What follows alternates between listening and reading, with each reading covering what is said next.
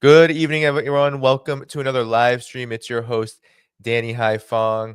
Before we get to the official program, be sure to hit the like button as you come on, as you're watching. That helps boost this stream in the algorithm. So Donald Trump has just issued an ultimatum to Russia, saying that if Russia doesn't come to the table, if Putin doesn't come to the table, then they will face punishment, sanctions, or tariffs, or some combination of the two. This comes as the new regime, the new administration, has amplified its threats against BRICS, begging the question, is 2025 the year that this fledgling empire launches an all-out assault on BRICS, the likes we have not yet seen? To talk about all this and more, I am joined by Ben Norton. He is a journalist and a geopolitical analyst. You can find his YouTube channel, Geopolitical Economy Report, in the video description. Ben, thanks so much for joining me today. Thanks for having me, Danny. It's always a pleasure being here. Great. Yes. Thanks for joining from Beijing. How are people taking the Trump 2.0? What's been the feel in China real quick before we get started? Well, I think the feeling in China is accurate. It has been that really there's not a huge difference between the Republicans and Democrats at this point. They referred to it in Chinese as picking between two bowls of poison, right? That, Biden himself, he had portrayed himself originally as someone who would be less erratic than Trump. He came in, he continued Trump's new Cold War against China. And now, of course, Trump's back. Trump is the one who started the trade war in China. And so really, there's a continuity in their policies. And this is on most things related to foreign policy. If you look for the past 50 years or so in the United States, almost every single president continued with basically the same foreign policy.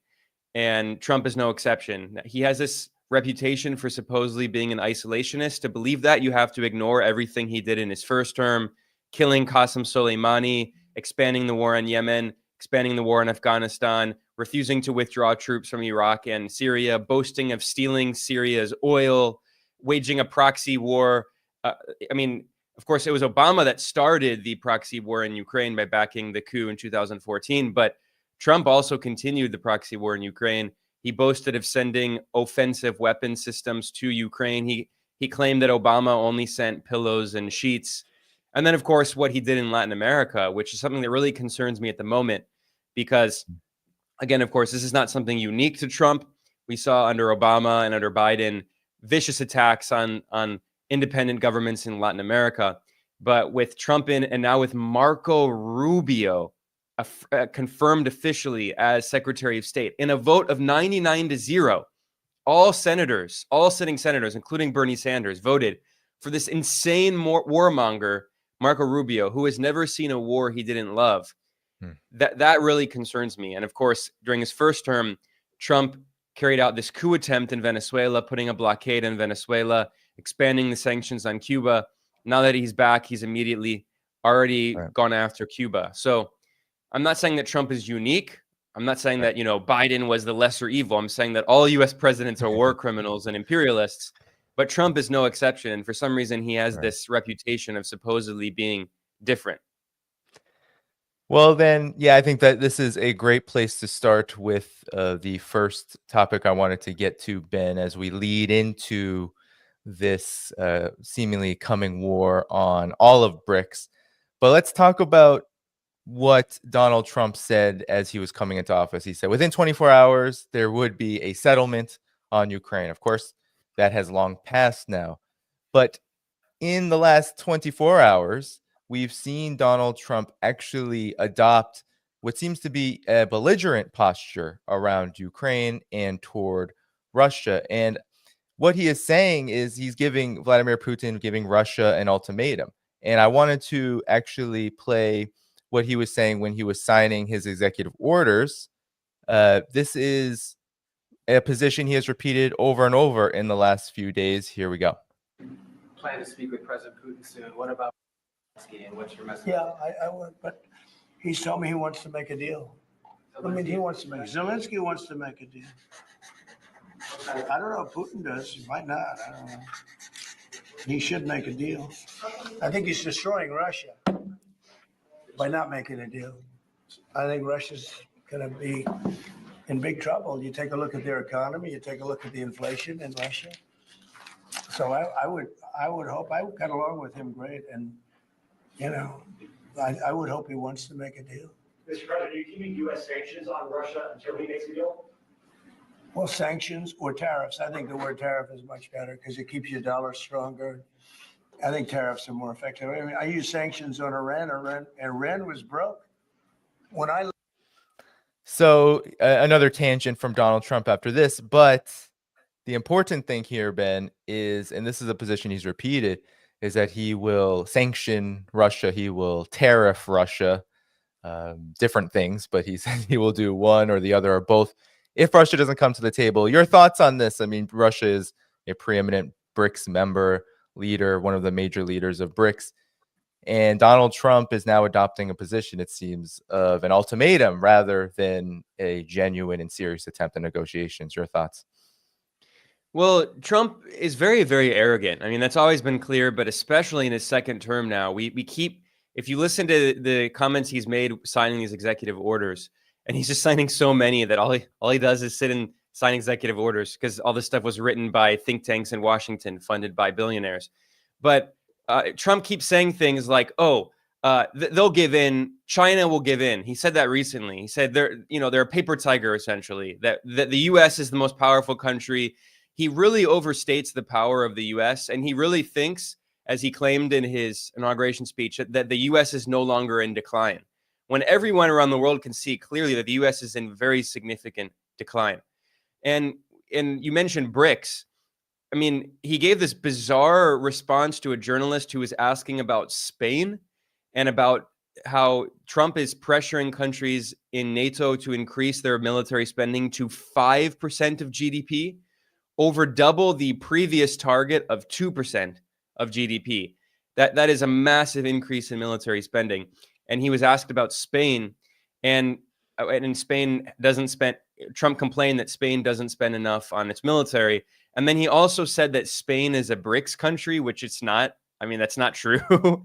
There are no European countries in BRICS. BRICS is led by the Global South. I mean, Russia is now basically part of Asia, Eurasia more broadly. It's been kicked out of Europe, right? So that was a very bizarre comment. And he said, Spain is part of BRICS. And by the way, I'm going to put 100% tariffs on BRICS countries so they can't trade with the United States. I mean, okay, they can't trade with the United States, so they'll trade with each other. Again, he has this idea that if countries can't trade with the U.S., oh no, there's tariffs. It's the end of the world. I mean, the world does not revolve around the U.S. The U.S. economy is actually much weaker than he thinks it is. And this brings us to Russia. So, of course, Russia's part of BRICS. Trump has constantly threatened BRICS. But what is he going to do? Put more sanctions on Russia? I mean, Russia's already one of the most sanctioned countries in history. Well, he just said in that comment that he's going to instead do tariffs. Okay, how much trade is Russia doing with the United States? Very little. So Russia will do less trade with the U.S. and more trade with China and India, which is what it's been doing. So again, Trump thinks that tariffs and sanctions and the dollar are this silver bullet and that there are no alternatives to the United States. I mean, he's living in the 1980s still, when the U.S. economy was very powerful. It's much weaker today. It's been deindustrialized. It has very few manufacturing capabilities. China produces everything. The U.S. produces nothing. And even in high tech, China has caught up very quickly. Even this week, there's news that China has released AI models that are better and cheaper than U.S. AI models, like an open AI. So, I mean, I think in the next few years, it's going to be made very clear to Trump that the U.S. is not as powerful as he thinks it is.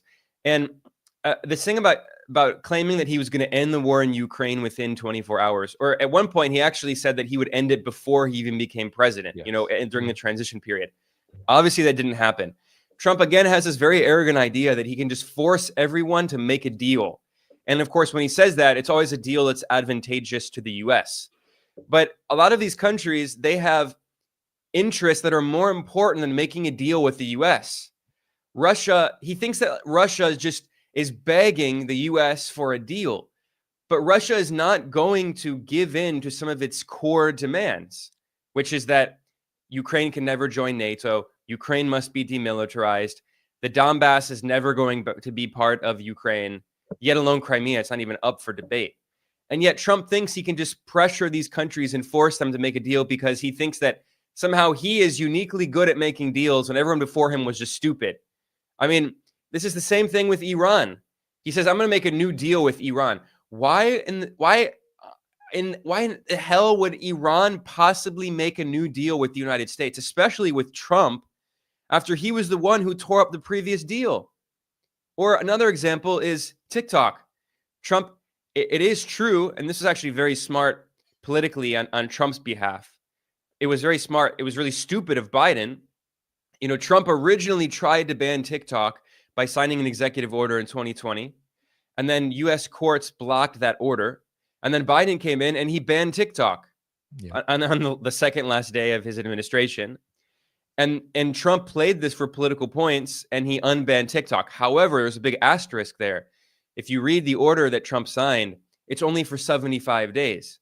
So Trump again thinks that he can pressure the company ByteDance to sell TikTok, one of its most valuable properties. He thinks that he can pressure them because he's uniquely good at making deals. And that's why it's only 75 days. And if ByteDance doesn't sell TikTok, TikTok will be banned again. But in order to make a deal with another side, you have to give them something they want. What is the U.S. going to give to ByteDance? Nothing. Well, access to the U.S. market. But TikTok doesn't need the U.S. market. TikTok has many other countries. The biggest market for TikTok is Indonesia, not the United States. Similarly, for Russia, what is Trump going to offer Russia if he wants to make a deal? He's saying, okay, we're going to put tariffs on. I mean, that's not going to do anything. Look how many sanctions are on Russia. Yeah, let me actually pull up too, because on his Truth Social, we can read exactly what he said. He said, I'm not looking to hurt Russia. I love the Russian people and always had a very good relationship with President Putin. Not true. And this despite the radical left's Russia hoax. We must never forget Russia helped us win the Second World War, losing almost 60 million lives. All that being said, I'm going to do Russia, whose economy is failing, and President Putin a very big favor. Settle now and stop this ridiculous war. It's only going to get worse. If we don't make a deal soon, I have no other choice but to put high levels of taxes, tariffs, and sanctions on anything sold by Russia to the U.S. and various other participating countries. Let's get this war, which never would have started if I were president, over with. We can do it the easy way or the hard way, and the easy way is always better. Let's make a deal. So it appears that punishment, Ben, is the way that Donald Trump believes that he's going to get a deal on this, or perhaps he doesn't believe he can get a deal on this at all. What do you think? No, I mean, I just looking up the data here on Russia's trade with the U.S., which the latest data is from 2022. So, I mean, this data is really, even if you can believe the data, which is probably exaggerated, this is from 2022. And Russia was selling the U.S. some refined petroleum, about $5 billion. And I'm sure since then it's fallen even further. So like that is one of the easiest things to replace. There are so many countries selling petroleum. I mean, it's refined petroleum. Aren't as many, but still, I mean, it's not like the U.S. can't get oil from somewhere else. The U.S. is actually the world's largest oil producer at this point. So like what this idea that, again, he can just force Russia to do what the U.S. wants with the threat of blocking off access to the U.S. market. Russia already sells very little to the U.S. Russia's main trading partners are now BRICS countries. There's been a huge shift in the past few years, especially with the proxy war in Ukraine. And Russia has replaced a lot of its trade with the West with trade with China, India, Turkey, with other countries in Asia. So again, Trump, he's living in this little bubble. Also, it's so funny when you read these posts that he makes on his website. It just looks crazy, like with all of the capital letters and stuff. It looks like one of those spam emails they send you about like you need to act now or your computer is going to blow up. So again, when you're negotiating with another side, you have to offer them something. What is Trump going to offer Russia? Well, if he's willing to accept those demands that Ukraine will never become part of NATO, that Ukraine will be demilitarized, that the Donbass and Crimea will permanently remain part of Russia, I'm sure Russia will be more than happy, very happy to make a deal. But is Trump going to go along with that deal? Maybe Trump personally would be willing to do so. He probably doesn't even really know what the Donbass is. But let's also keep in mind the people around Trump. I already mentioned Marco Rubio is now Secretary of State. Rubio is a very hawkish anti-Russia voice. I mean, a lot of Rubio's rhetoric has focused on countering China. In the Senate hearing that he gave in order to be confirmed, it was 3 hours, and he was just constantly fear-mongering about China, China, China, China, China. He called China the biggest threat to the U.S., etc.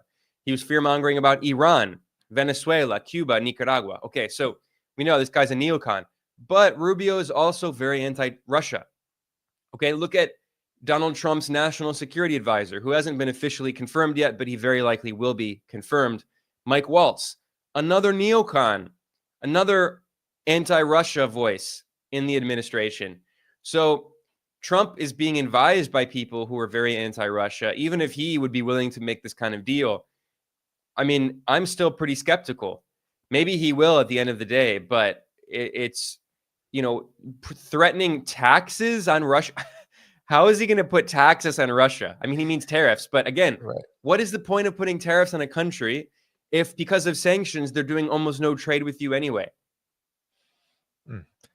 Ben, talk about tariffs, particularly from a geopolitical economic standpoint, because Trump loves to wield this idea of tariffs versus sanctions. He says sanctions bad, mainly because he wants to put that on Biden as the primary tool that Biden was using against Russia in particular, but really worldwide. But tariffs good. So talk about tariffs. I've heard that they could potentially backfire on those doing the tariffing. What's your analysis on this? Yeah, they definitely could backfire. A quick note on sanctions first. Sanctions are, of course, bipartisan. It's become the kind of main form of war waged by the U.S. because most of the wars that the U.S. wages are actually economic wars. 1/3 of all countries on Earth are facing some form of U.S. sanctions, including 60% of low-income countries, of poor countries. And this has been completely bipartisan. Go back to the Bush administration in particular and the so-called war on terror. There was a massive explosion in the use of sanctions. And then every president since has only increased the number. And you can look at a chart of the number of sanctions, and it just keeps going up. It's a straight line. Or it's not a straight line. It's a line that goes up, right? But consistently. So when Trump was president, he also massively expanded the use of sanctions, especially on countries like Venezuela and Cuba and Iran. So, by the way, when Trump tore up the Iran nuclear deal, the JCPOA, what was the Iran nuclear deal? It was an agreement to lift the illegal unilateral sanctions that the U.S. had put on Iran in return for Iran agreeing to halt its nuclear program. So what did Trump do? He ended the deal unilaterally, which violated international law because the deal was written into international law through a UN Security Council resolution. But the point is that Trump ended the deal and he put tons of sanctions on Iran. What did he do to Venezuela? He put tons of sanctions on Venezuela, an economic blockade in Venezuela. He put hundreds more sanctions on Cuba as well, another country that's one of the most sanctioned countries on earth. So this is bipartisan. Of course, Biden also massively, again, look at the chart. It just keeps going up. Biden came in and he massively increased the number of sanctions on Russia, right? So now Trump says, okay, instead of sanctions, I'm going to do tariffs, partially because so many of these countries are so heavily sanctioned, they can't even put on more sanctions. I mean, what can they sanction even more in Russia? Everything's sanctioned. What can they sanction more in Iran? Everything's sanctioned. Venezuela, everything's sanctioned. So now he's saying tariffs. Okay, how do tariffs work? Trump wants people to believe that other countries pay for tariffs. That's not true. Tariffs are paid by importers in the United States. It is a tax on imports. That tax is borne by consumers in the United States in the form of higher costs of imported goods. And given that the U.S. deindustrialized its economy and produces almost nothing locally, that means that everything will become more expensive. Everything that's imported, which is most things, right? Now, defenders of Trump's tariffs will argue that there were other mechanisms by which other countries bore some of the cost, not all of the cost, but some of the costs of tariffs. So as an example, it's not wrong that when Trump put tariffs on China during his trade war during his first term, that the Chinese currency, the renminbi, also known as the yuan, did fall against the dollar. And as the renminbi fell against the dollar, it decreased the cost of Chinese exports, making them more competitive. Therefore, they were cheaper. So even though there were tariffs on them in the US, the cost increase was not that high domestically in the US because of the depreciation of the renminbi. That's actually true. Now, it doesn't account for 100% of the cost of the tariffs. So there are many different products, for instance, washing machines, that there are studies that showed that washing machines became more expensive in the US because of the Trump tariffs. But at the same time, this is ironic because Trump accuses China of supposedly manipulating its currency, of intentionally devaluing the yuan against the dollar to make Chinese exports more competitive. Well, he's complaining about that, which China says it doesn't do.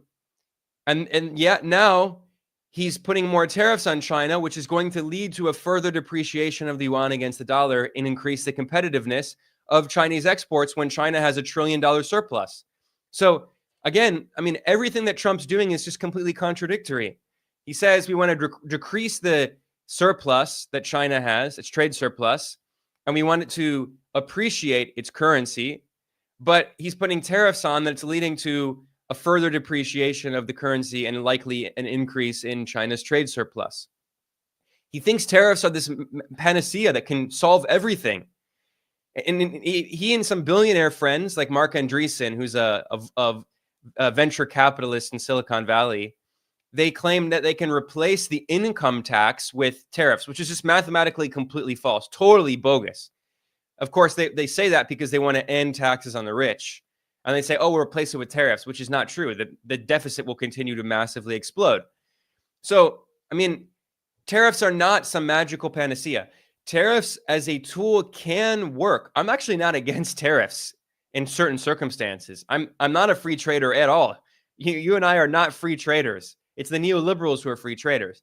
However, just putting up tariffs on everything is not a magical solution to making your economy stronger.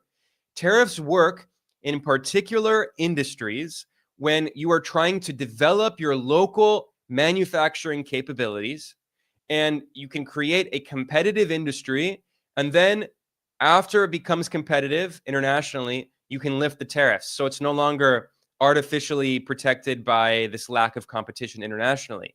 This is what every advanced, wealthy country did. This is what the United States did.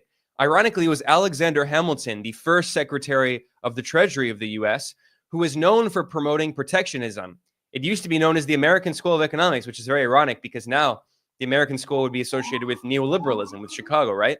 The University of Chicago.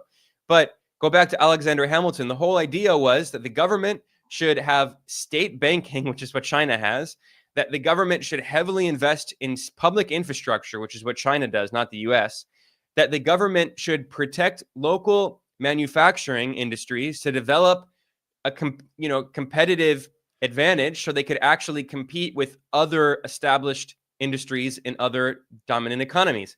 This is what the US did. This is what European countries did. This is what Japan did, what South Korea did. It's what China has done. But the thing is, Trump claims that you just put on tariffs on everything. That's not the solution. Okay, so he puts tariffs on everything, so then everything becomes more expensive. So, for instance, Trump says he wants to put on 60% tariffs on all Chinese goods. Okay, that means not only Chinese electric vehicles, which already have 100% tariffs on them, that also means shoes and textiles made in China. It also means toasters made in China. So is the U.S. planning on making a bunch of factories in the US to make shoes and t-shirts and toasters? Of course not. They're not going to do that. It would never be competitive. It would be too expensive. So tariffs work if you're trying to do import substitution industrialization. If you're trying to replace your dependency on a foreign product through imports, and instead you want to produce those products locally. But if you're not going to produce those products locally, all you're going to have is an increase in cost, increase in price. It's going to become more expensive to import toasters and shoes and t-shirts. So, I mean, again, Trump, he just says these words, tariffs. He said he thinks I'm going to make a deal as if that's going to solve everything. It's not.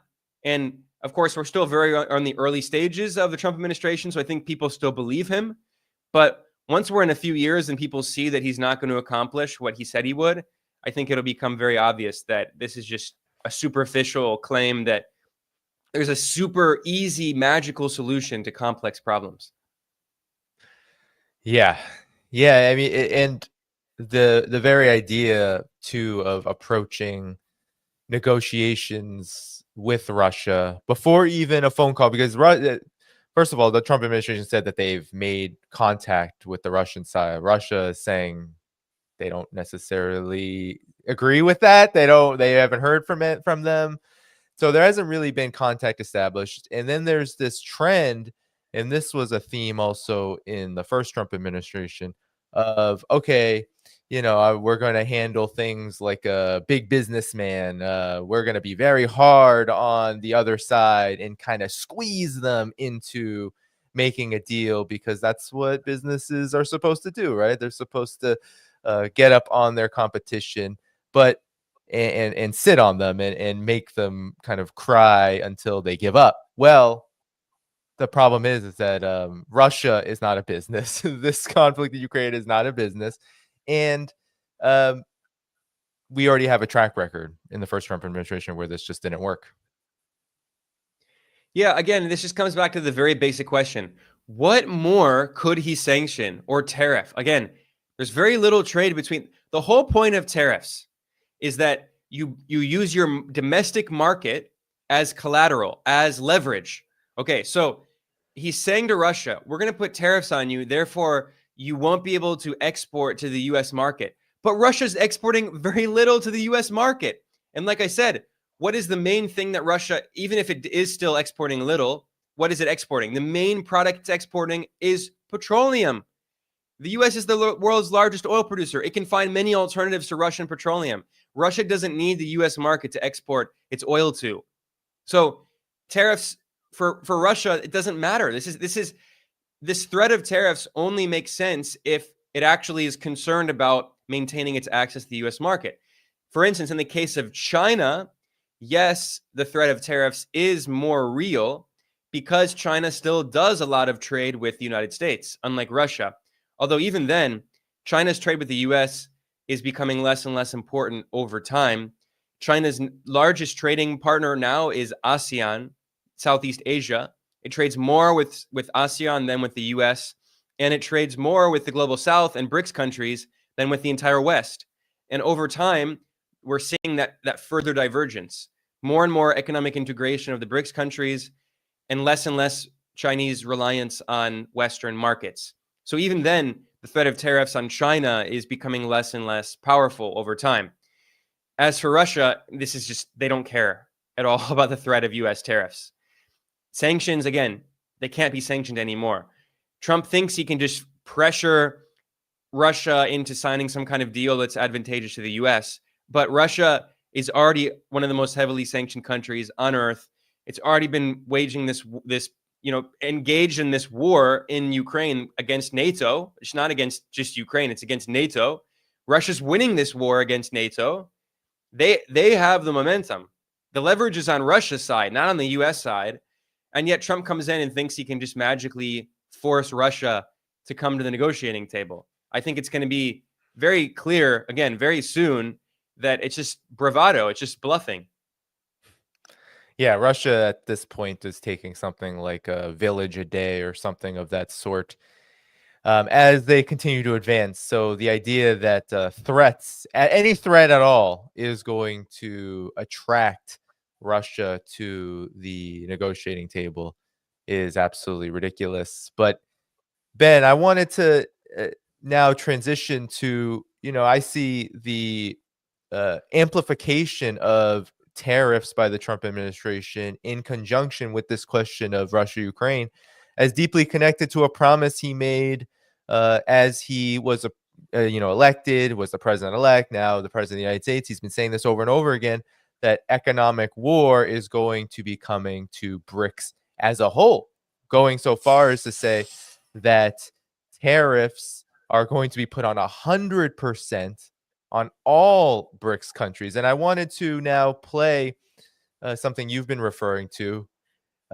which begs the question as to how competent is Donald Trump to even address this question at all. Here's what he had to say about BRICS. Thank you, sir. What can we expect of the countries in NATO that spend the least amount of money, like Spain, France, below the 5%? Spain is very low. And yet, are they a BRICS nation? What? They're a BRICS nation, Spain. You know what a BRICS nation is? You'll figure it out. But, and if the BRICS nations want to do that, that's okay, but we're going to put at least a 100% tariff on the business they do with the United States. You know what the BRICS is, right? You guys know. So Biden is gone, but the gaffes are still here, Ben. Yeah, I mean, for spoiler alert, Spain is not part of BRICS. There are no European countries in BRICS unless, I mean, Russia and Belarus are obviously in BRICS, but they've been kicked out of Europe. They're now part of Eurasia, very much so. So a few things to respond to there. First of all, the unspoken part is that he's pressuring countries in NATO to increase their military budget to 5% of GDP. That means that he's asking many of these countries to more than double their military budget. That's absolutely crazy. Furthermore, this threat of 100% tariffs on BRICS.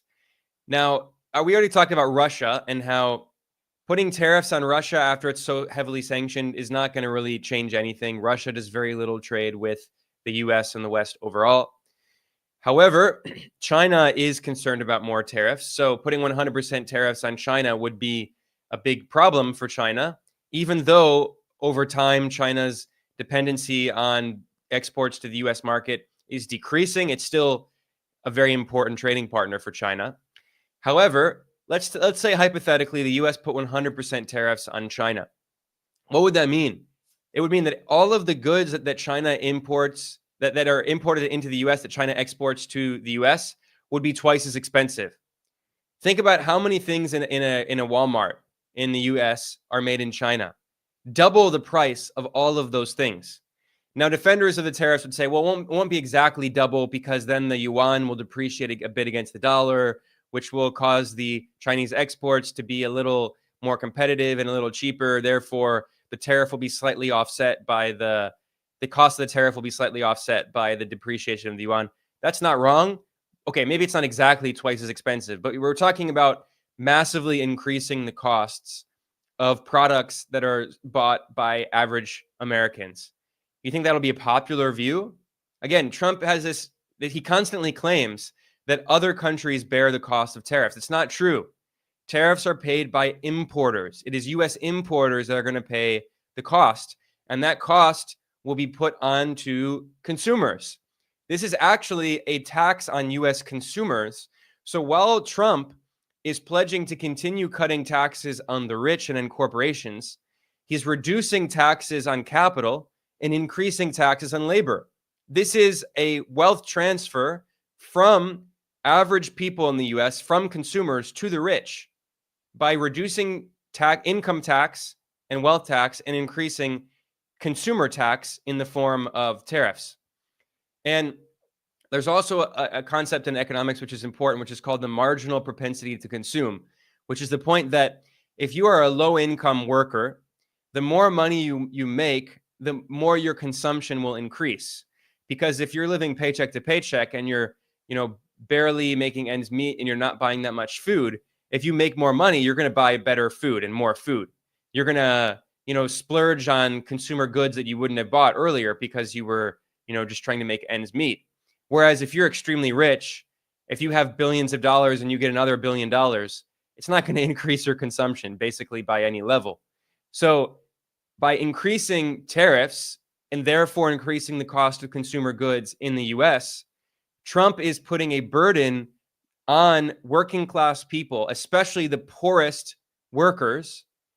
And average working people in general, not just poor people. And yet rich people will not feel those costs, because rich people, they don't care if the cost of a toaster increases from $30 to $50. What do they care? They're rich. So again, okay, so if Trump's threatening these tariffs, it's going to do damage to Americans, to his own base. It is going to do damage maybe to China, but China can find alternative trading partners. Again, I've already mentioned this, but China now, its largest trading partner is Southeast Asia, the ASEAN countries. It's not the US. And China trades more with the global South, with BRICS countries, than it trades with the West. Okay, so Trump puts more and more tariffs on China. All he's doing is further increasing China's economic integration with the global South. Okay, now he's saying he's going to put 100% tariffs on all BRICS countries. That includes India. If he really does that, that would be insanely stupid, because the US has been trying to put divisions inside BRICS by strengthening its relations with India. Now, India, when it was a co-founder of BRICS, which originally was BRIC in 2009, and then South Africa joined in 2010. At that point, the ruling party in India was the Indian National Congress, which is a center-left party that was historically the anti-colonial party that led the liberation from British colonialism in 1947 under the leadership of the socialist anti-colonial leader Jawaharlal Nehru, who was a co-founder of the non-aligned movement, and he was very deeply anti-colonial. What happened in 2014 is that a very right-wing pro-Western party came to power in India, the BJP, which is very pro-US. And since 2014, under the leadership of Prime Minister Narendra Modi, India has moved closer to the US and moved away from some of its historical anti-colonial commitments. You know, the Indian National Congress Party had a lot of problems. They moved toward neoliberalism. You know, I'm not saying that they're the best party ever. I'm not praising them, but they had those historical commitments to the anti-colonial struggle and the non-aligned movement. The BJP does not. Narendra Modi does not. They're, in the context of Indian politics, they're quite pro-West and pro-US in particular, and very pro-Trump. So when Trump was president the first time, India and the US were very close. So now is he threatening 100% tariffs on this country that the US hopes to be a counterbalance to China? Is he really? I mean, again, these are just empty threats. He's threatening BRICS as a whole, but meanwhile, there are countries in BRICS that the US wants to bring over to the US camp. Another example is, you know who's now a full member of BRICS? The United Arab Emirates. Is the US going to put 100% tariffs on the UAE? That would be hilarious, because then the UAE has already been hedging its bets. I mean, I have no confidence in the UAE. This is a country that's simply acting out of its own self-interest, right? It's playing both sides. Saudi Arabia is another example. These are countries that historically were very firmly in the pro-US camp against resistance forces in West Asia, normalizing with Israeli colonialism. The UAE, they signed the Abraham Accords. They normalized with Israeli colonialism. However, these countries are led by rational leaders who can see in which way the economic winds are blowing. China is already their largest trading partner of Saudi Arabia and the UAE and of West Asia as a whole. China is by far the largest purchaser of oil and gas from the Persian Gulf. The U.S. is the world's largest producer of oil. They don't need oil from the Persian Gulf. The U.S. exports a lot of oil. China does need a lot of oil. It produces a lot of oil, but China consumes a lot. It needs a lot of oil. So it would be really stupid. It would be economically suicidal for Saudi Arabia and the UAE to cut off their relations with the East, with China and Russia and India, and instead put all of their eggs in the U.S. basket. But if Trump puts 100% tariffs on the UAE, I mean, of course, then it will just further push the UAE to the East. So the whole point of BRICS is that BRICS is not, and they make this clear, it's not an anti-West or an anti-US alliance. They say that. BRICS is an organization that brings together global South countries plus Russia and Belarus, which are now honorary members of the global South. It brings them together with common shared interests, and they have two goals. They've said it very clearly. Brazil this year is the annual chair, the rotating chair of BRICS. It rotates every year. In 2023, it was South Africa. Last year was Russia. Now it's Brazil. They have said that there are two goals of BRICS. One, reforming global governance institutions, and two, deepening South-South integration. What does that mean? Reforming global governance institutions means reforming the UN, which is dominated by the West, especially the UN Security Council. And it means reforming global financial institutions like the IMF and the World Bank, which are dominated by the West. The US is the only country with veto power. And when they say deepening South-South integration, they obviously mean more trade among countries of the global South in their own currencies, not with the US dollar. So what brings together a lot of countries in BRICS, despite their very significant political differences, I already talked about the differences between China and India. However, they have shared economic interests in reforming the global financial institutions that are dominated by the US. This was spelled out very clearly in a report published by Russia in 2024 in its capacity as chair of BRICS, in which they had a blueprint for transforming the international monetary and financial system through de-dollarizing international trade, de-dollarizing reserves held by central banks so they can't be seized by the US unilaterally, creating alternative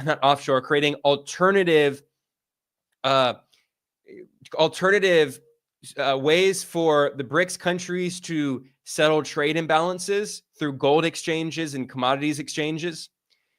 I mean, these are the things that BRICS countries have in common. Even countries like India and China, they might have political differences, and India might lean toward the US. However, India also wants to de-dollarize because being so dependent on the US dollar is not good for India either. Even Saudi Arabia and the UAE are considering selling their oil in other currencies because China is their largest trading partner. So Trump thinks once again that tariffs are this panacea, they're magical. He just threatens tariffs and everything is solved. But if he puts 100% tariffs, not only in China, but also in India, on the UAE, on Ethiopia, which is now part of BRICS, all it's going to do is just further incentivize these countries, some of whom are trying to play both sides and they're kind of on the geopolitical fence. It'll push them firmly into China's arms, which Trump says he doesn't want to do. But I mean, China is the main target of the US empire. This is bipartisan. Read all of the major reports published in the past few years, the National Defense Strategy. They all say that China is the biggest so-called threat. Marco Rubio said this in his Senate hearing to be confirmed as Secretary of State. The CIA director, William Burns, under Biden, said the same thing. They all say China is the biggest threat, in scare quotes. I think that's absurd. China's not threatening anyone in the US. China hasn't been involved in a war since 1979. But they mean that China is the only country powerful enough to challenge the global dictatorship of US imperialism, of US hegemony.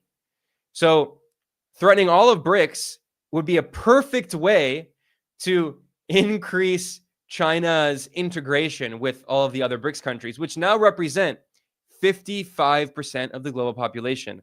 There are now 10 members of BRICS and 9 partners of BRICS, including some of the most populous countries on Earth.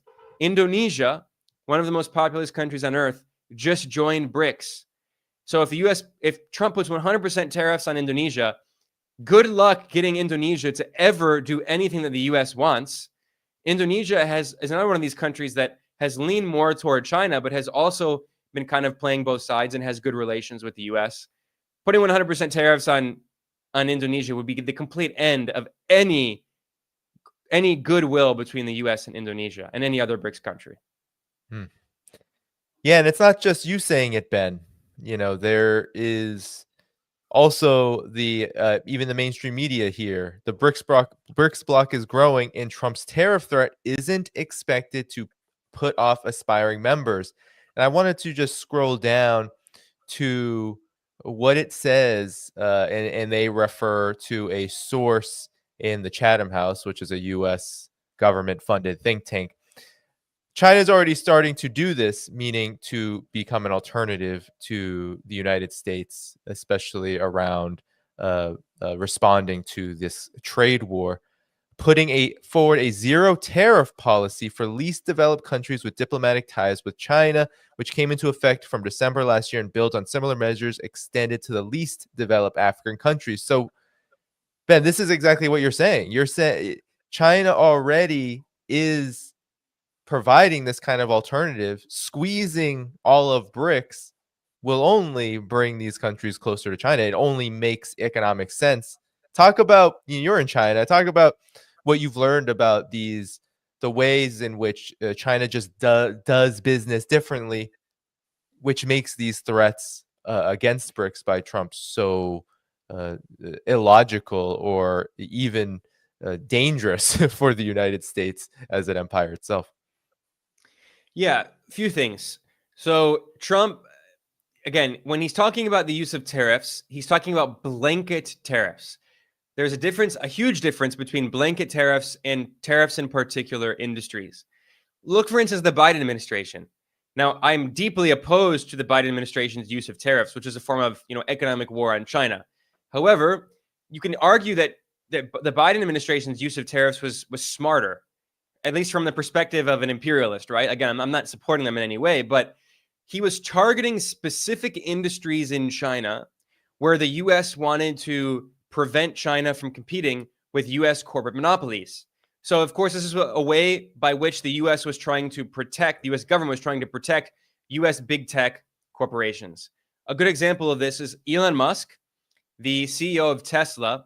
He gave a call with investors in which he said that if protectionist measures were not put on Tesla, that Chinese electric vehicles would completely destroy Tesla.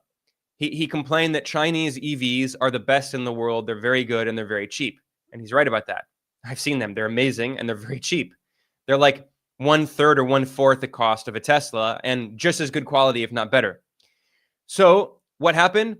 A few months later, the Biden White House put 100% tariffs on Chinese EVs, which means that if they're imported into the US, which is very unlikely because importers won't do it because of the high tariffs, but even if they do, they'll be twice as expensive roughly in the US, which means that Tesla can compete with these Chinese EVs that are cheaper and better.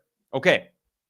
Trump saying, I'm not going to put specific tariffs on specific products and industries. I'm going to put 100% tariffs or 60% or whatever, blanket tariffs on everything from China or from other BRICS countries. Okay, so what you're saying is that those countries are just going to trade with other countries. They're not even going to trade with the US. The US does have leverage because it has a very big market. The US doesn't produce anything. It's deindustrialized, very little. It produces weapons and horrible Netflix movies and debt. The main thing that the US produces is actually financial instruments that capitalists around the world invest in and hold their wealth in. It produces debt. It has the US dollar. It prints a lot of dollars. That's the main thing that the US has. That's the advantage. And because of the way the global financial system was set up at the end of World War II, the dollar was made the global reserve currency. Its link to gold was ended in 1971 by Richard Nixon. So the US has this ability, this Rumpelstiltskin ability, as Aaron Good says, where it can just print more and more dollars, and then it can import the products produced by workers around the world. And then how does it balance that? It sells debt. It sells off financial assets, including US Treasury securities, including stocks, which is partial ownership in US companies, including real estate, which pushes up the price of real estate. Okay, so this is one of the main reasons that the cost of living has become so high in the US, because rich people around the world hold their wealth in the form of US assets. They buy up US real estate, pushing up prices in New York and Chicago and Los Angeles, which means that average working people can't afford them. So homelessness becomes worse and worse. Okay, so if Trump says we're going to tariff you, you can't get access to our market, that is the only advantage the US has left, because the US doesn't produce anything really.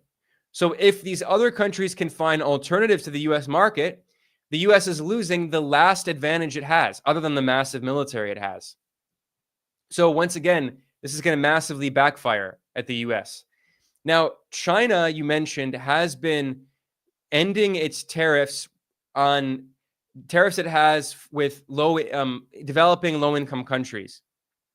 So I mentioned earlier that I'm not against specific use of tariffs, but for developing countries that are trying to compete with the very wealthy, established economies, they use tariffs as a form of infant industry protection. I mentioned earlier that this was exactly the strategy used by every developing country, including the United States, including Alexander Hamilton. He invented this idea, the first Treasury of the the first U.S. Secretary of the Treasury. What does that mean? When China was developing and industrializing, it used some forms of protectionism to develop its own local industries, because if you're going to make a car industry from scratch, how are you going to compete with Toyota? How are you going to compete with Ford? You can't do it from scratch. You will never be able to. You need to use some kind of protection to develop your local industry. And when it gets to the point where it's competitive and making high quality cars, then you can slowly lift the tariffs, reduce the protectionist measures, and your cars can compete internationally. This is what every advanced economy did, including the United States, including the UK, including Japan, including South Korea, and yes, China as well. But, Western neoliberal economists point to China and complain, claiming about the protectionist policies in China. Elon Musk does this a lot, not mentioning that this is what the United States did, and now it's what the US is returning to, because the US no longer has the economic advantage. And the US preached free trade when it benefited US companies, US corporate monopolies. And now that they can no longer compete with Chinese companies, they're going back to protectionism, because they only preach competition when it's beneficial to them. When it's no longer beneficial to them, they want to be put behind protective walls of tariffs.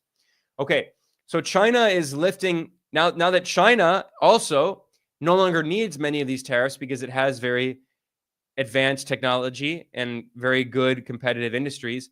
China is also lifting tariffs. This is a natural process that every advanced economy has done. What does that mean? That means that now other countries can have access to the Chinese market. China has 1.4 billion people. This is the potential for a massive market. And China is trying to increase domestic consumption. So this is a natural process that is mutually beneficial for its trading partners in BRICS and for China itself.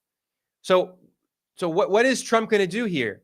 Because again, the advantage that the US has right now is it has this massive market, and it simply prints dollars to import all of these products. By using tariffs, the US is blocking off access to this massive market.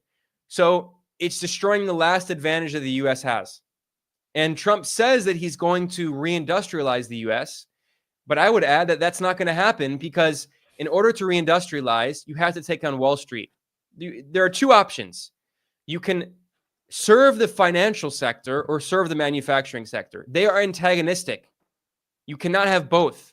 If he wants to reindustrialize the US, first of all, he has to massively devalue the US dollar. You know who's going to fight tooth and nail to prevent that from happening? Wall Street. You know who fills his administration? Representatives from Wall Street. Who is Trump's Treasury Secretary? A billionaire hedge fund manager, Scott Bessent. Okay, there are 13 billionaires in the Trump administration. They are not going to accept a significant devaluation of the US dollar, which would be needed to make US exports competitive if it actually wants manufacturing in the US to be competitive. It's not going to happen. It's insanely expensive. Everything in the US is insanely expensive. Okay, so he needs to go after Wall Street, which he's never going to do. Especially Trump is a guy who, when he was president the first time, he would just constantly tweet about the stock market. He said, look how great the Dow Jones is doing. Okay. The other thing he would need to do is return to industrial policy, which, again, for all of the many criticisms of the Biden administration, Biden was one of the worst presidents in my lifetime. There have been a lot of bad presidents. Sure. He actually was trying to do this kind of industrial policy through things like the Inflation Reduction Act and through the CHIPS Act, which was providing significant government support for reshoring strategic high-tech manufacturing of things like semiconductors and electric vehicles in the US. Trump is now ending all of those policies. So he's getting rid of the industrial policy that would be needed to make US manufacturing competitive. So he's not going to reshore all of this manufacturing. It's all a bluff. I think what's actually going to happen is a further acceleration of the process we've seen in recent years, which is known as friendshoring or nearshoring. instead of actually making these manufactured goods in the US, they're going to be made in Vietnam, in Indonesia, in Mexico, in countries that they're not necessarily US allies, but they're countries that have advanced manufacturing capabilities, and they're countries that the US can see as a potential partner that is not firmly allied with China. So the funny thing about those countries that I just mentioned is that most of them are interested in BRICS. Indonesia's in BRICS. Vietnam has been invited to be a BRICS partner. Mexico is probably not going to join BRICS because it has the threat of the US just hanging right over it. So India is a country that's being considered as a place where the US is trying to pressure a lot of companies like Apple to move their manufacturing from China to India. But what's happened is that Apple has said we can't do it because it's very difficult to develop the supply chain locally. The US is learning this as well. The US is deindustrialized. It has lost the entire supply chain locally in the US. This means that, one, they have to develop the so-called human capital. That means the workers. They have to train the workers who have to work in these factories. You have lost generations of workers. They don't know how to make these products. And there's so much of this is automated now. It's very complex. So they've lost that. They've lost the infrastructure that you would need. You need very good, high quality infrastructure to transport these goods. The US infrastructure is falling apart. You need low costs of production. Everything in the US is expensive. Housing is expensive. Healthcare is expensive. Transportation is expensive. Okay, so they now think that they can have India that can magically replace China. India faces the same problems. Infrastructure is not very good and it's very expensive. They don't have the developed workforce. So they don't have the capital investment that they need, which is very expensive as well. All of that investment has been done in China. This is trillions of dollars of investment. So again, tariffs are not going to magically, just blanket tariffs are not going to magically solve all of these problems. Again, the Trump administration, Trump himself thinks he can just threaten tariffs and it'll solve everything. It's not going to happen. Yeah, and Tim Cook has famously been recorded as saying exactly what you just said, that China is not this low wage, low value added economy anymore, and that to repeat that somewhere else, to repeat the China model, to repeat that level of manufacturing capacity, it takes a lot, especially of capital. But when you think of India, I believe India relies a lot in what manufacturing it does have on China too, on some on the parts that China still produces. So the inputs to these to what India does produce, which is nowhere near the advanced value-added goods that China is now doing. So quick note on that. Quick note. When Modi came in as prime minister, he created this thing he called Make in China. Make in India. The initiative. His plan was to massively increase local manufacturing in India. What we've actually seen in the past decade under Modi is that the manufacturing share of GDP in India has fallen.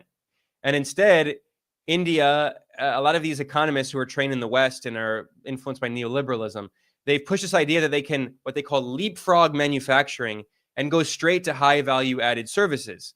However, what that means is that when you leapfrog manufacturing, you don't create your own local manufacturing. You don't create your own companies.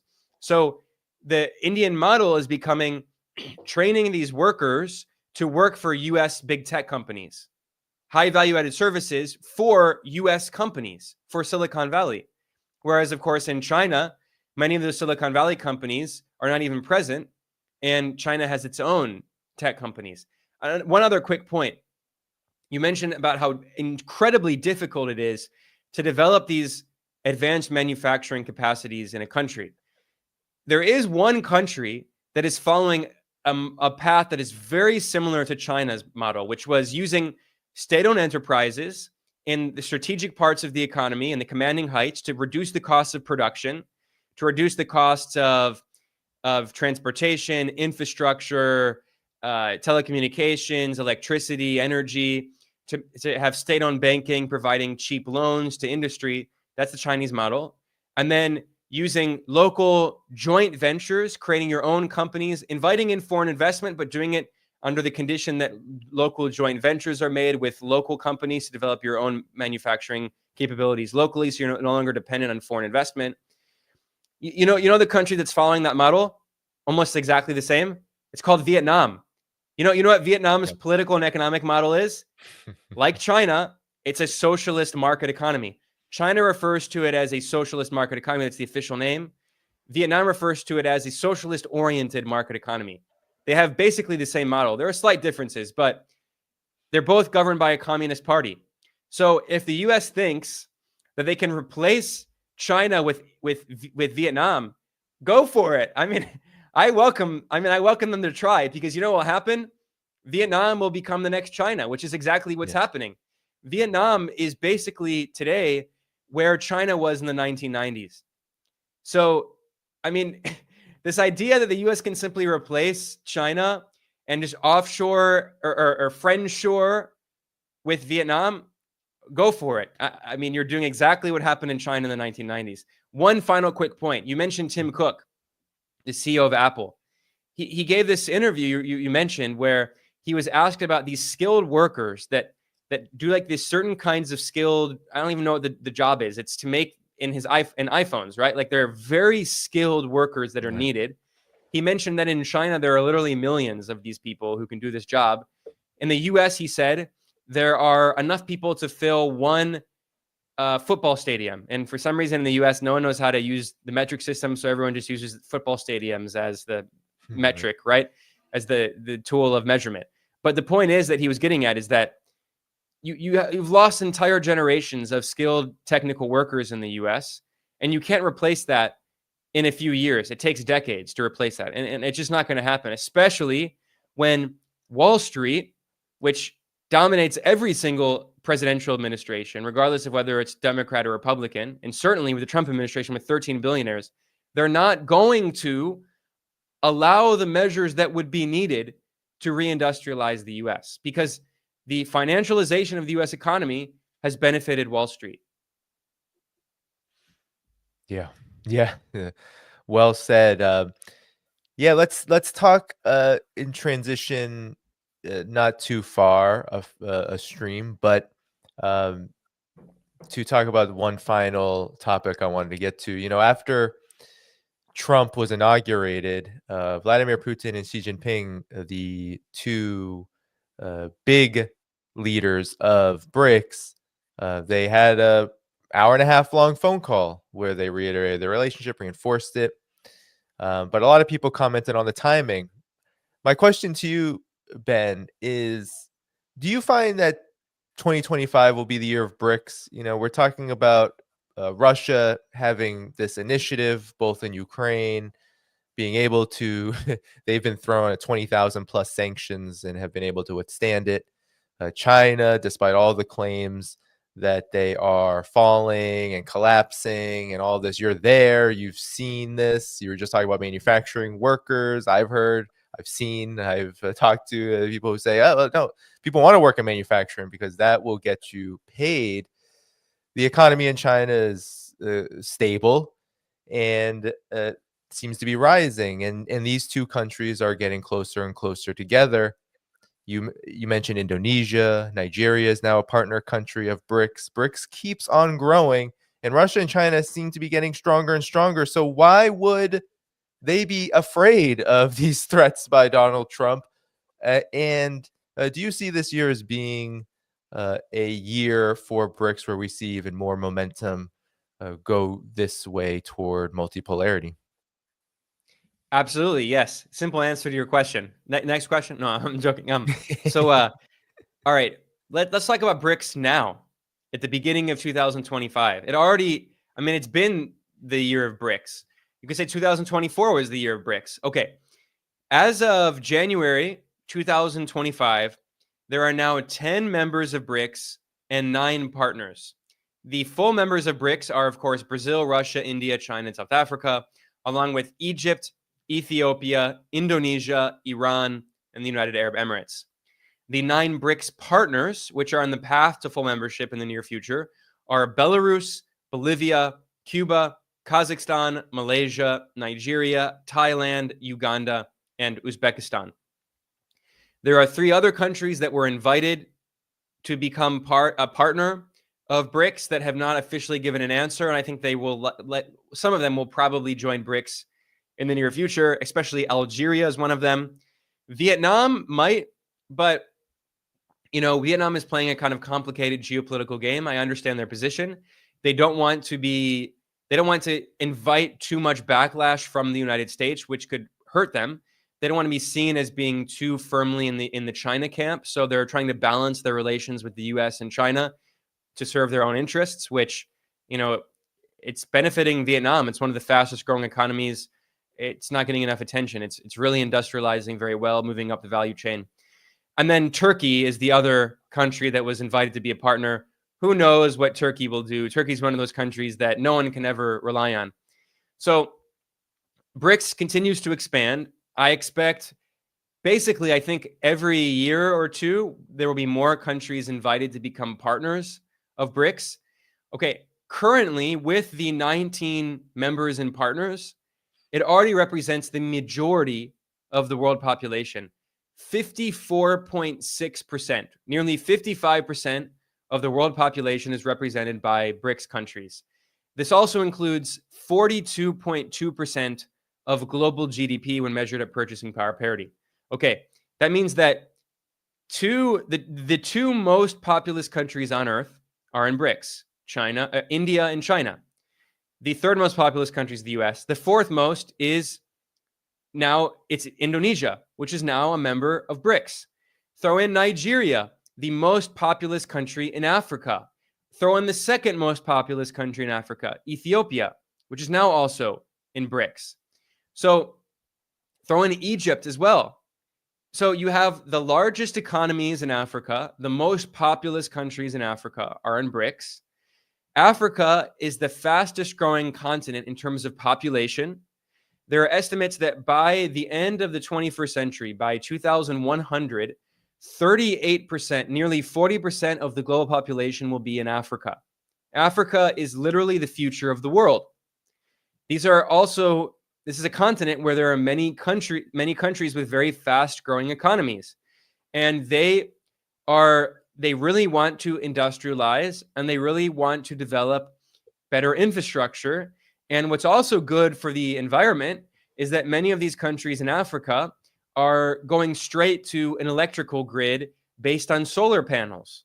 China is the world's leading producer of solar panels. Solar panels have become the cheapest form of energy, by the way, of electricity production, even cheaper than creating a coal-fired power plant. It's now, in terms of total wattage, it's become cheaper to install solar panels. And that's especially good for some countries in Africa that don't have a very good infrastructure. And they're to the extent that they have an electrical grid, it's very decentralized. There are still a lot of rural areas that aren't connected to the electrical grid. So if they can connect solar panels, it's much more decentralized. It's much better to kickstart industrialization in these countries, because obviously the most important thing you need if you want to develop and industrialize your country is you need electricity. If you don't have electricity, you can't develop. So China is providing low-cost technology that is needed for these countries to develop. It's complete win-win. It's a no-brainer. China also is helping to, of course, this benefits China as well. It's what they refer to as mutually beneficial win-win cooperation. China now, because there's this idea in the West, which is false, that Chinese workers are on starvation wages, no one can afford anything. It's not true at all. If you look at average manufacturing wages in China, they've increased by over 10 times. I mean, they're actually much higher than in other parts of Southeast Asia. In fact, if you look at, obviously Japan and South Korea are a different case, but if you take out South Korea and Japan and you look at East Asia and Southeast Asia as a whole, China has the highest wages, higher than Indonesia, higher than Vietnam. And even in Vietnam, they've also massively increased in recent years, much higher than in the Philippines. So as we were talking about earlier, China's manufacturing is not so insanely competitive because of low wages. It's because all the supply chain is local. because the infrastructure and energy and telecommunications and transportation is all run by state-owned enterprises, which can, because they're not looking for profit, they can reduce the costs of these services to as low as possible. It's because China has very well-developed technical workers who are very productive. It's because China has automated and robotized, used a lot of robots in much of this manufacturing. However, the very low-end manufacturing, that is becoming expensive in China. So instead, a lot of that low-end manufacturing is going to other countries. It's been going to Vietnam, to Indonesia, and it's been going to many parts of Africa, to Ethiopia, to South Africa. So what we're seeing is this process by which these countries in BRICS are also technologically developing and industrializing and following a path similar to the path that China followed. And with Chinese support, they're also being able to follow in the footsteps that China went in. So BRICS is essentially becoming this kind of new, I wouldn't call it like a new economic, I should be careful about the words I use here, because we shouldn't call it an economic bloc, because BRICS itself says we are not a bloc. China says we do not want a bloc mentality. They're not trying to divide the world up into blocks. It's the US that is dividing the world up into blocks through sanctions and tariffs and saying, you either go along with us or you're against us. This is the George Bush's mentality. So BRICS is providing the economic infrastructure for these countries to pursue alternative paths of development. And financially, this is very important because the most important thing that BRICS can do is to create an alternative to the US dollar-denominated financial system. Because one of the biggest advantages, one of the biggest weapons the US still has is its control over the financial system. It's trying to kick countries out of the financial system if the US doesn't like their political or economic models. This is what the US did to Venezuela, to Cuba, to Iran, to Russia. So the US, by expanding its use of sanctions and tariffs and sanctioning more and more countries, tariffing more and more countries, it's pushing more and more countries to seek alternatives, and BRICS is providing the alternative, the beginning of those alternatives. I think we're very much still in the early stages of seeing what those alternatives will be, but they will come out of BRICS. So yeah, this, to answer your question fundamentally, I think this year is the year of BRICS. 2024 was the year of BRICS. 2023 was the year of BRICS, and it's going to continue growing. And the reason it's going to continue growing is because so many countries want an alternative. This is not new. You can go back, 2024 was the 50th anniversary of a call for the new international economic order, which was made by the formerly colonized countries of the global south when they were seeking to decolonize the financial system. They had already gotten independence formally from European colonialism politically on paper, but as Kwame Nkrumah, the founding father of Ghana, the anti-colonial leader, socialist, and co-founder of the non-aligned movement, as he famously said, neo-colonialism had replaced classical formal colonialism. And what was the difference? Formal colonialism was political colonialism. Neo-colonialism was economic colonialism. This is why so many countries wanted a new international economic order. Every year since then, the G77 plus China has reiterated its call for a new international economic order, and BRICS is providing the potential institutional support for creating that new international economic order. It's still very much in the early stages, but it's absolutely going to accelerate its development over time. So you're telling me, Ben, that Donald Trump is threatening tariffs, which blanket tariffs, which very well have already proven to backfire on the United States, especially those who are most vulnerable, the working class, poor people. You're telling me that Trump is calling for sanctions, which we've seen have backfired quite dramatically, especially with regard to Russia, despite the pain that they cause all over the world. and have backfired in isolating the United States further from the world. While China is doing all of what you say, and Russia has also strengthened its global position quite dramatically since the Ukraine conflict, what then like it feels like, you know, Donald Trump came in, and to give him some quote unquote credit, he's calling himself a peacemaker. He's not saying I want to invade this, I want to topple that. But even his threats and belligerence around economic war already have all of this proof of not only not working, but also creating what is actually a boomerang effect that uh, does the opposite of what he even says he wants to do, right? American decline is over. This is the golden age. Well, it's not over, it seems like. And these policies are likely to do the exact opposite of creating a quote unquote golden age. Your final comment? Yeah, a few thoughts. First of all, yeah, Trump claimed in his inauguration speech he'll be a peacemaker, but this is basically what every president says. I mean, there aren't, even George Bush didn't go out and say, yeah, I'm going to wage war everywhere. I hate peace. They all claim to support peace, but then they say, oh, we have to wage this war on behalf of peace, right? And that's what they always say. So in the case of Trump, in his same speech, in his inauguration speech, he said, I'm not going to wage war. And then he said, we're going to take over the Panama Canal in complete violation of the sovereignty of Panama, which has said that it's not for sale. He hinted very clearly at colonizing Greenland, which has also said they don't want to be colonized by the US. They want independence from Danish colonialism, to be independent. They don't want to replace Danish colonialism with US colonialism. And then in his speech, he also invoked manifest destiny, which is the colonial doctrine that was invoked by the US colonialists in the 19th century as they ethnically cleansed indigenous peoples and stole their land. So, I mean, saying that he's going to be a peacemaker is one thing, but then in the same time, he threatens Panama. He claims that China controls the Panama Canal, which is completely false, but it's part of this, you know, manufacturing of consent to justify military intervention in Panama, and to also fearmonger and demonize China.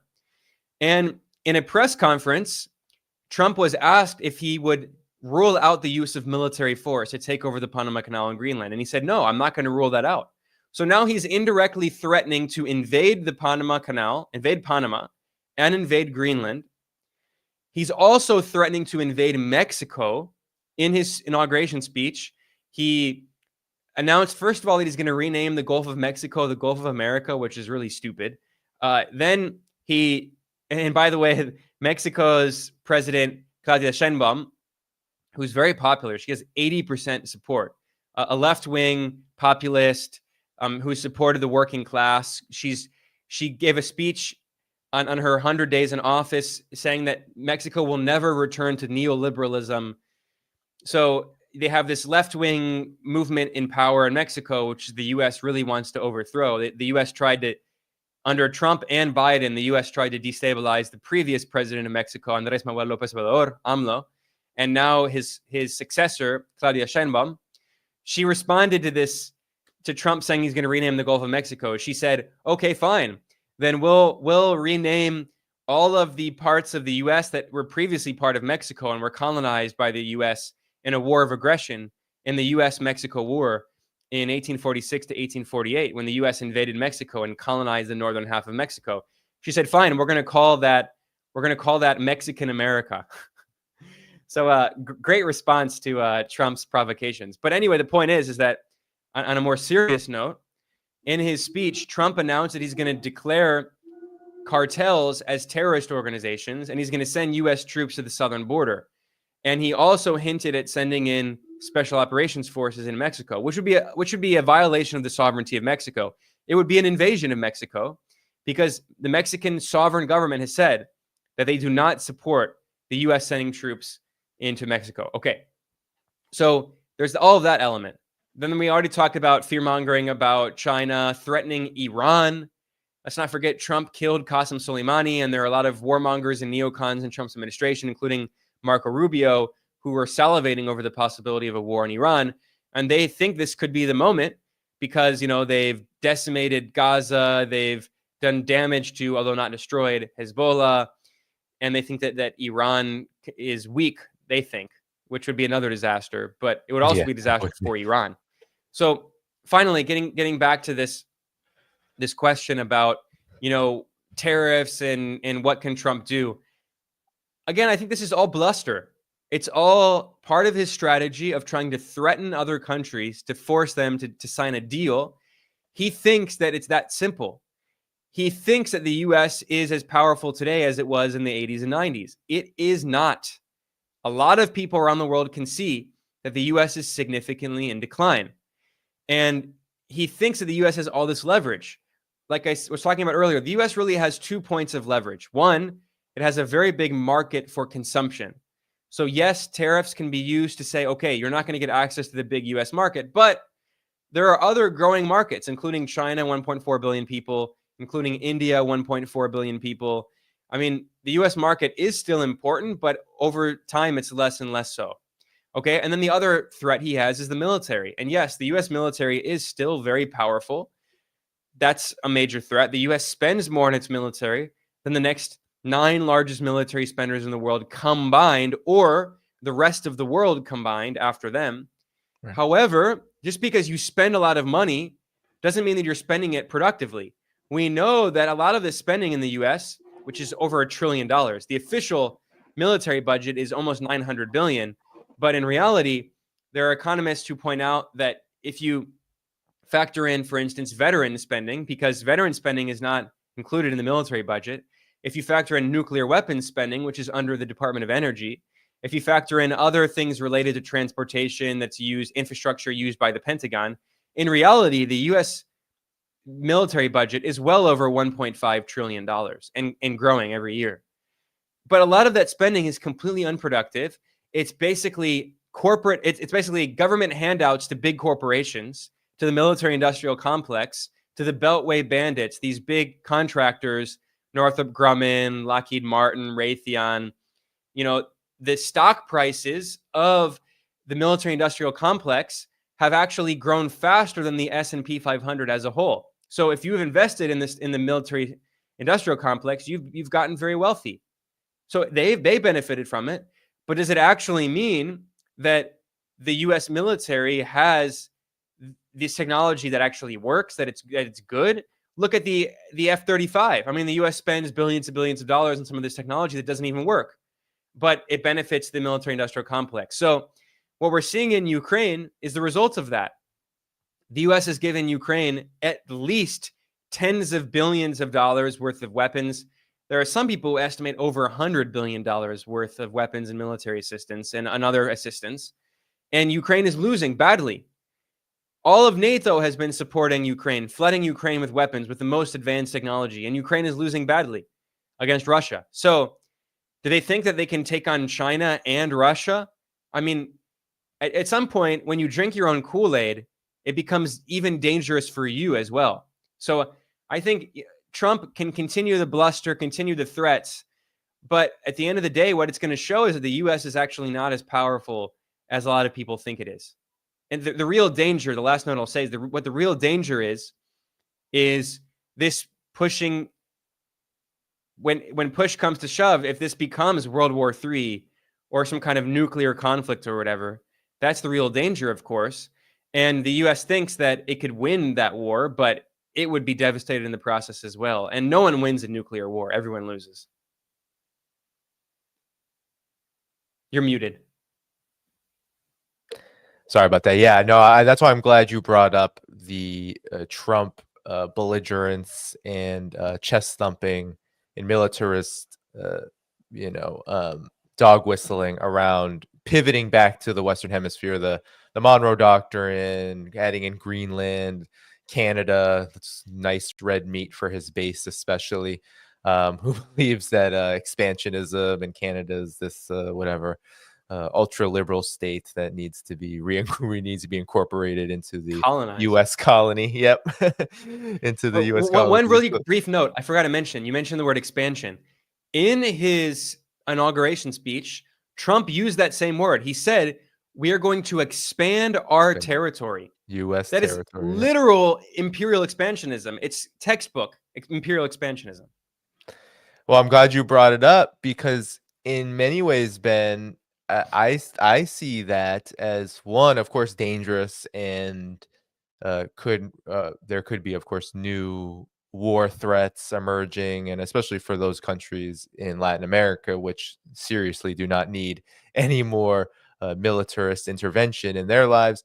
Very much so a danger, but at the same time, it almost smells like a pivot that indicates defeat, the weakness in some ways, because I've been thinking about this. I've been like, well, the United States empire cannot do it all. It cannot try to weaken Russia, defeat Russia strategically, as the Pentagon says, contain China, break up multipolarity, and then repivot back to the Western Hemisphere and extend out as far as it can into Latin America and send military forces to Greenland to establish independence. All of this feels very, dare I say, unrealistic. Not to say that it can't happen, but to say that there might be limits to this overreach that this kind of smells like, and in some ways it feels like a reorientation of empire rather than any kind of, as Trump would call it, a shift toward peace. Well, a few thoughts. We were talking about how the U.S. is in decline in some serious ways. I think that's obvious. However, what happens when a significant power is in decline? They often lash out. What happens when a bully feels threatened? They try to target weak people. And that's what really concerns me. You know, the US Trump can have all this bluster and bravado about China and Russia. He knows that the US cannot take on China and Russia. And I do think that there will be some kind of end to the proxy war in Ukraine. I was saying that even if Kamala Harris won, I thought there was going to be some kind of end because Ukraine is losing badly, NATO is losing badly. Now, the question is what it will look like. Maybe Trump does get some kind of deal in which Russia maintains control over the Donbass and Crimea and Ukraine doesn't become part of NATO. Europe would not accept that. They would not sign that deal. So maybe it just becomes a frozen conflict like the Korean War and there's no formal end to it. It's just a cessation of hostilities. Who knows? I do think that Trump actually does want to end that conflict to focus more on countering China. I don't think in the next few years, I hope I'm right, I don't think there will be some kind of US-China war. It would just be absolutely crazy and catastrophic. China has made it as clear as possible they do not want a war. They do not want a proxy war. Of course, the economic war in China will continue. The tech war in China will continue. That's totally bipartisan, Republicans and Democrats. However, what my real concern is that Trump and the neocons around him, like Marco Rubio in particular, they're going to be focusing on solidifying U.S. imperial control over Latin America, over the Western Hemisphere as a whole. And that's what all this is leading to, right? And the U.S. already has at least one military base. There are different numbers go around, but at least one big U.S. military base on Greenland. Trump can just say, okay, we're going to colonize Greenland. The U.S. military is going to take over Greenland. And Greenland doesn't have a local military that could defend them. So, I mean, that's a very real possibility. And that's something that would be very scary because it's just blatant 19th century style colonialism. He's talking about militarily invading Mexico. That's another very serious concern. Marco Rubio being picked as Secretary of State, I think, is a very clear sign that a big priority is going to be trying to colonize essentially Latin America, to reassert imperial control over Latin America. When Trump was president the first time, Bolivia was targeted in a US-backed coup that overthrew Bolivia's democratically elected socialist president, Evo Morales. And then Elon Musk famously said, we will coup whoever we want. Elon Musk he has an office in the White House. He's a senior member of the Trump administration. They're saying we want to colonize Latin America. It belongs to us. They're invoking the Monroe Doctrine. They're invoking manifest destiny. And what concerns me is that, again, if you're a big bully, you're going to go after weaker people who can't defend themselves. China and Russia can defend themselves. Latin America cannot defend itself against the U.S. military. The U.S. military is by far the most powerful military in the Western Hemisphere. So that's what really concerns me. When Trump was president the first time in 2020, Marco Rubio asked Trump to invade Venezuela. And if you read Mark Esper's book, I published a video and an article about this at geopoliticaleconomy.com. Mark Esper, who was Trump's defense secretary, he wrote in his memoir that Trump repeatedly asked about the possibility of an invasion of Venezuela. He asked if it was militarily feasible. Now, Russia did send some planes to Venezuela as a sign of support and as a sign to the U.S. that they shouldn't, invade Venezuela. But if the U.S. invades Venezuela, symbolically Russia provided that, but I don't think Russia is going to militarily intervene to help Venezuela. So that's what really concerns me, is that the U.S. is just going to go full-on colonialist. I mean, the U.S. has always been imperialist in Latin America, organizing coups and regime change operations. The Biden administration did it. The Obama administration did it. But if they just go full-on 19th century style colonialists and say, we're just going to take over the Panama Canal, send troops. I mean, it was in 1989 when the U.S. also, it was Ronald Reagan who, and then going into later, George Bush 1 invaded Panama and overthrew the Panamanian government and arrested the Panamanian leader, Manuel Noriega. So, I mean, there's a precedent here. If they just invade Panama, there's talk of invading Venezuela. There's talk of invading Cuba. And with Marco Rubio, not only would he not oppose that, he would be strongly cheerleading for all of those policies. And he will be every day in Trump's ear whispering about, hey, we should take over Venezuela. Trump said it.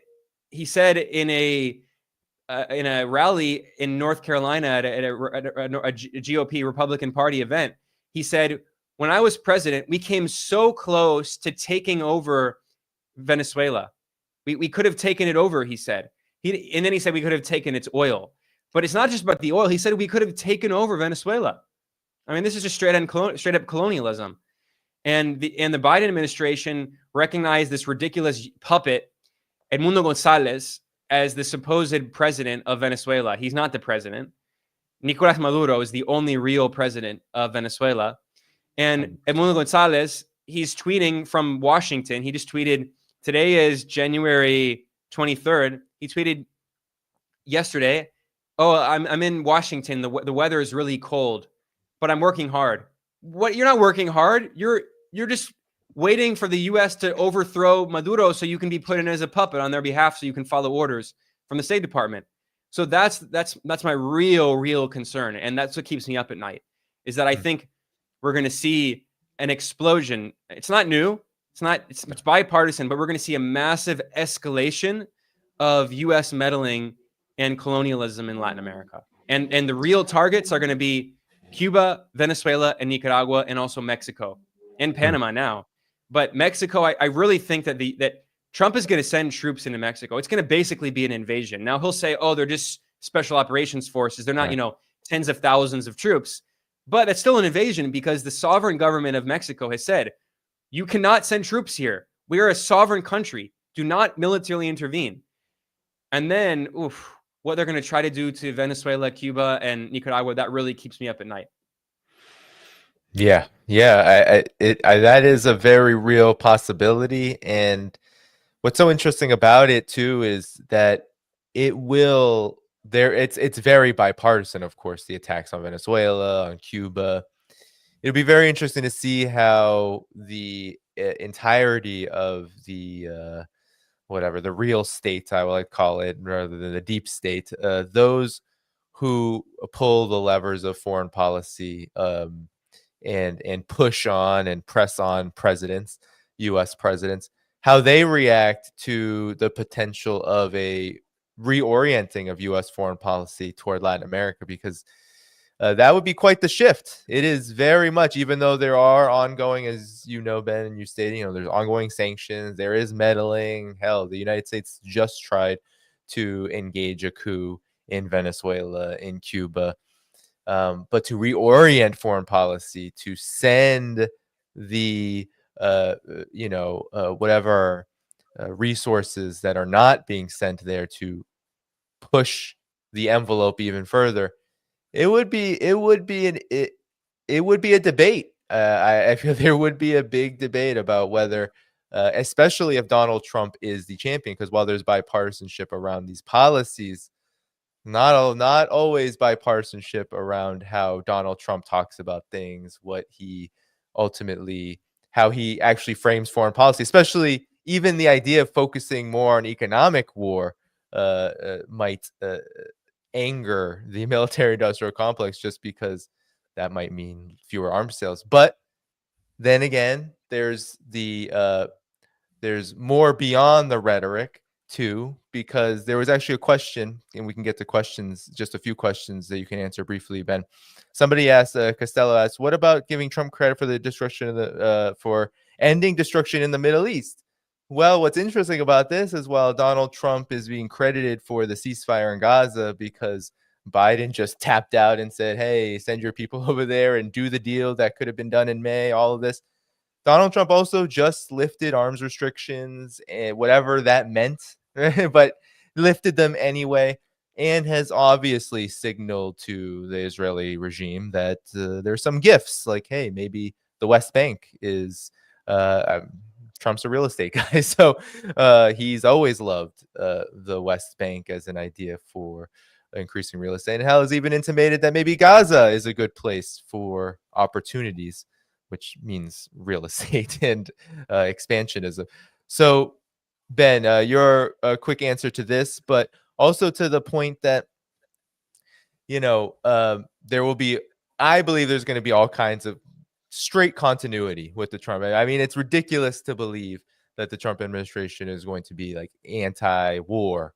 At the same time, the world is such a different place than when he was first in office. To imagine even doing some of the things he tried to do during his first term, quite complicated when you have big wars that could possibly be exploding, whether it's Ukraine or even West Asia isn't over, guys. Sorry, it's not. At any point, it could also explode again. Yeah, first of all, let's see if the ceasefire even holds. I mean, Israel could very well just violate the ceasefire, especially after some of the hostages are released. First of all, Trump is going to absolutely continue bipartisan support for Israel's wars on all of its neighbors. They're going to continue attacking Yemen. When Trump was president the first time, he continued to expand U.S. bombing of Yemen, which has been bipartisan. Of course, there was a war going on in Yemen supported by the Obama administration. Trump came in. He escalated it further. He carried out raids. His administration carried out raids in Yemen, famously killing a little girl. I mean, so he has a long history. Let's not forget, when Trump was president the first time, he killed Qasem Soleimani, the top Iranian general. He also killed a top Iraqi military commander, Abu Mahdi al-Muhandis, which was an act of war against Iraq. The parliament of Iraq voted to kick out the U.S. troops that were occupying it, and Trump responded saying, no, we're going to put sanctions on you. So, I mean, this idea that Trump is good for West Asia is laughable. Not at all. It's completely the same. You mentioned that Trump is already going to withdraw all restrictions on weapons exports to Israel. Of course, Biden was absolutely complicit in genocide and crimes against humanity, sending billions of dollars of weapons to Israel. But for public relations reasons, for PR, Biden said that he was going to stop sending 2,000-pound bombs. And now Trump said now the Trump administration is going to release those restrictions and send 2,000-pound bombs to Israel. Israel is still has troops in southern Lebanon, so we'll see what happens there. I mean, they want to take over part of southern Lebanon, and they're itching for war on Iran, for attacking Iran. Of course, they did so under Biden.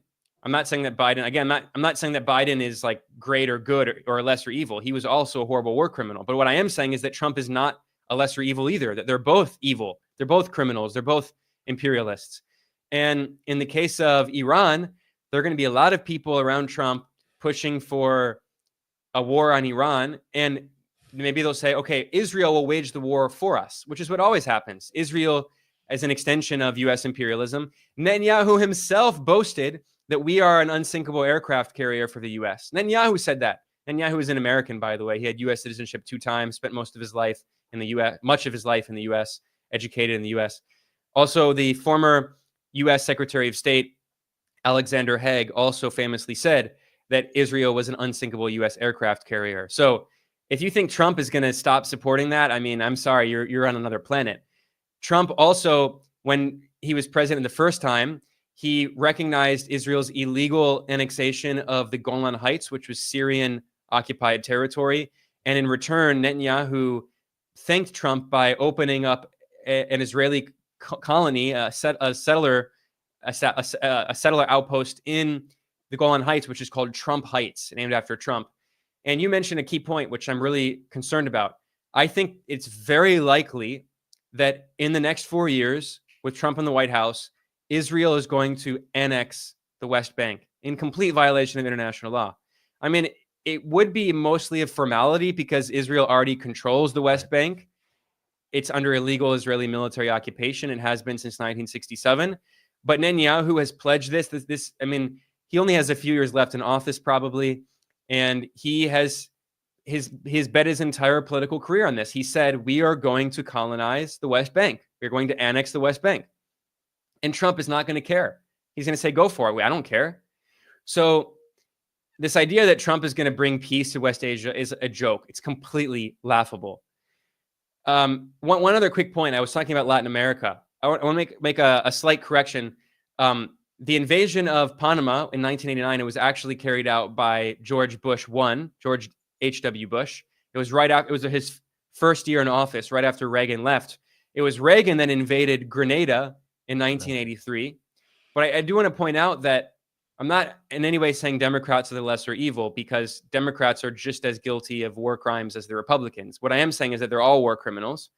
But what I do want to emphasize is that when a Republican is in office, they often are even more interventionist in Latin America. I'm not trying to give credit to Obama or Biden or Clinton. They were also guilty of backing coups in Latin America, especially under Obama. You know, there was the coup in Honduras in 2009, backed by the Obama administration, by the Hillary Clinton State Department. There was a soft coup in Paraguay in 2012. There was the soft coup against Dilma Rousseff in Brazil in 2016.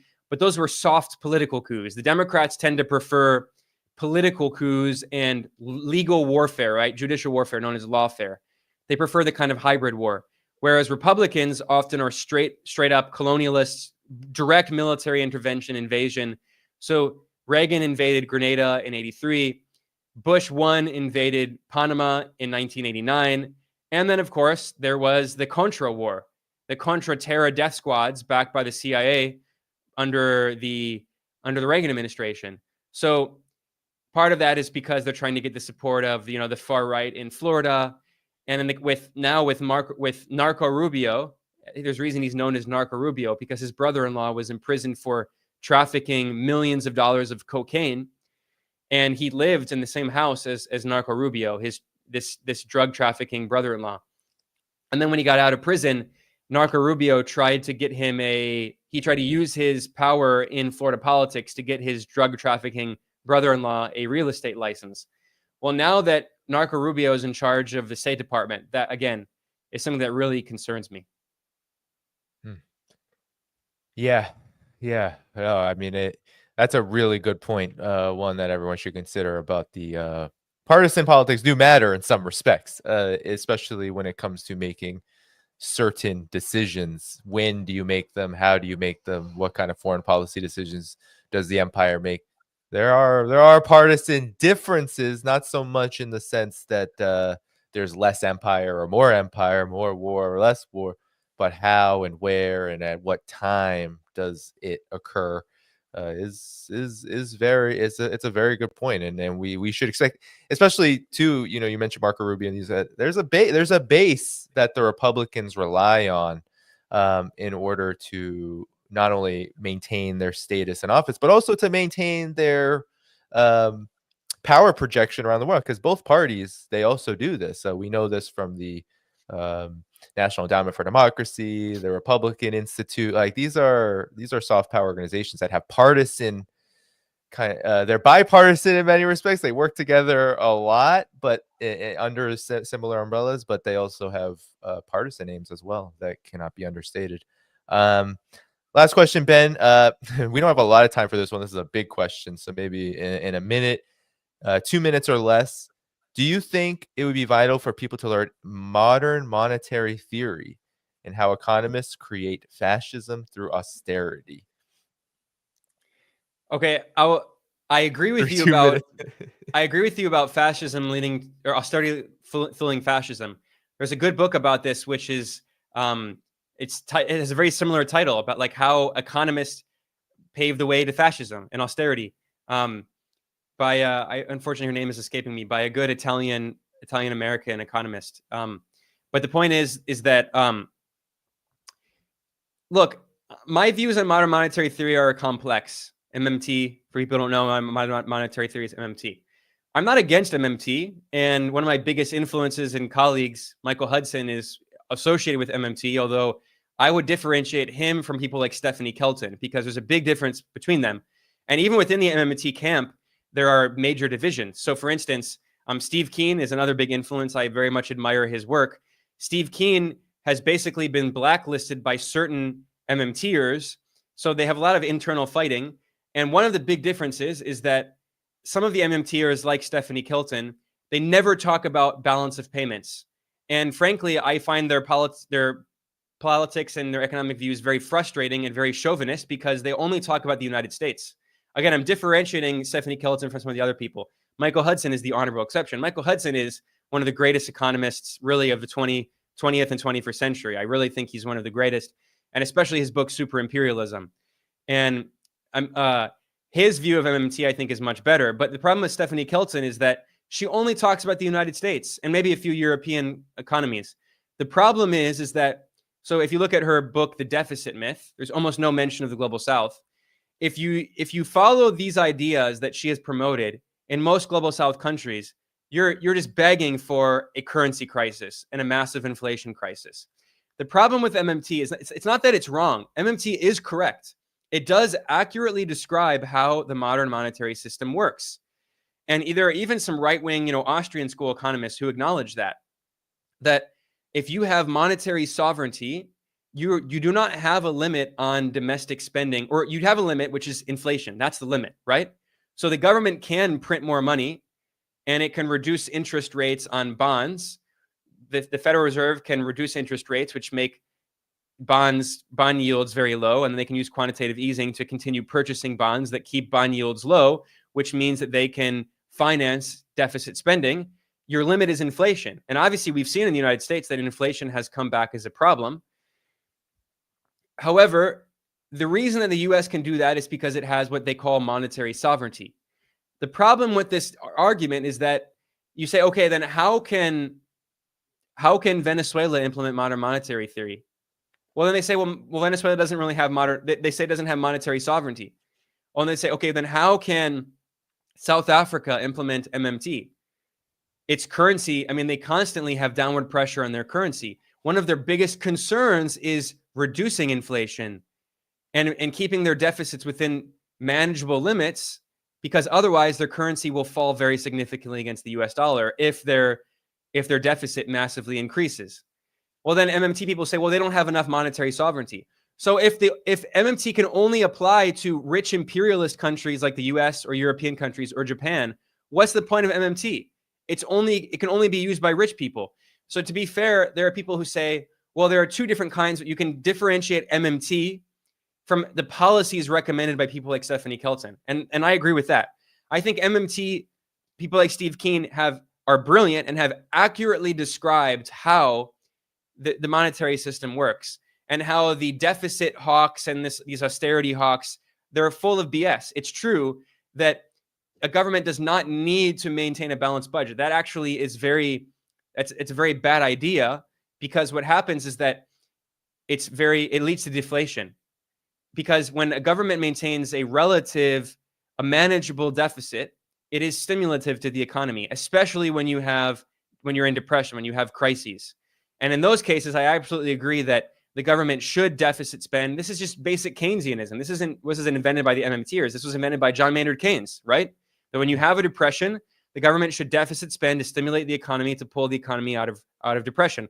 Otherwise, you can have a feedback loop where you have a debt spiral, or you have debt deflation. That's true. But again, this idea that deficits don't really matter and that inflation is the only real limit, that is a death knell. That's exactly what countries in the global south are trying to avoid. Egypt is dealing with severe inflation. So many of these developing countries look at the African continent. There are multiple countries recently that have defaulted on their debt. And then the MMTers would say, okay, well, that the problem that they have is that they borrow with US dollars, that Egypt and Kenya and these countries that are facing IMF, they're going to the IMF for bailouts. The problem is that, Clara Mattei is who wrote that book about austerity leading to fascism.